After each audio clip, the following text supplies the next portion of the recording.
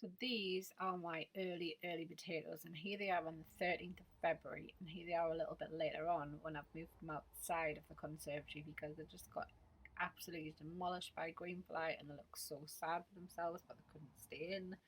So they lived outside for a few months, and thankfully there was no frosts really hard this year, so they survived to some degree. And I'm now harvesting these 6 buckets of potatoes here. So I just literally just chop the end off, and that'll go in the compost. And then we're going to see what we're going to get, and it's always quite exciting just to see what you're going to get, although I'm not holding out much hope. So in these buckets, you can see I filled them with a bit of like kind of grass and wood chip and let it compost on site really, and then the rest was filled up with just a normal peat-free compost. You can see I've got a few potatoes out of here. Not many, but hey, it's a little bit of a serving there, a serving a bucket.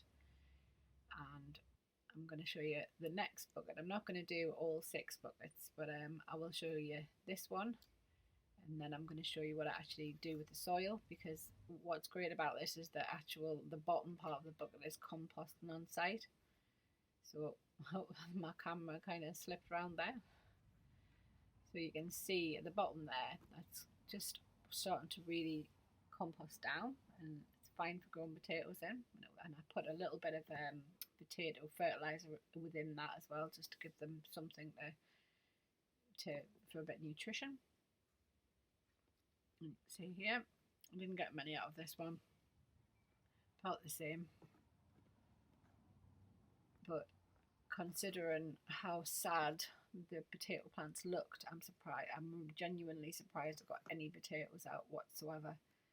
And I've kind of done this experiment just to see if it's worth it. And they have been a lot of work, certainly in the conservatory, keeping the green fly out. So I just straight away reuse this soil, but I pop in a little bit of chicken manure pellets and then a bit of blood fish and bone just to add a little bit more nutrients to the soil, and then this is perfectly fine to grow anything on. I think I'm actually going to grow some tomatoes in this year, and I've done this before, and the tomatoes grow just fine. So they literally it gets turned around and then put straight back into the bucket, and the next plant will go in there.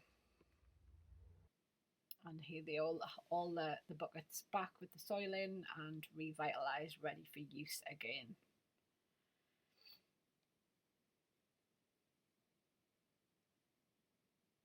And here is all of the potatoes. That's all I got out of those 6 buckets, but was it worth it? This is a plate full of all of my garden veg, and those potatoes were absolutely delicious, as you can see, all gone. And here are the new early potatoes that have replaced those ones, and they're looking so much healthier, and I've got a lot more promise for them in this tiny little sidebar of a space. There they're grown. So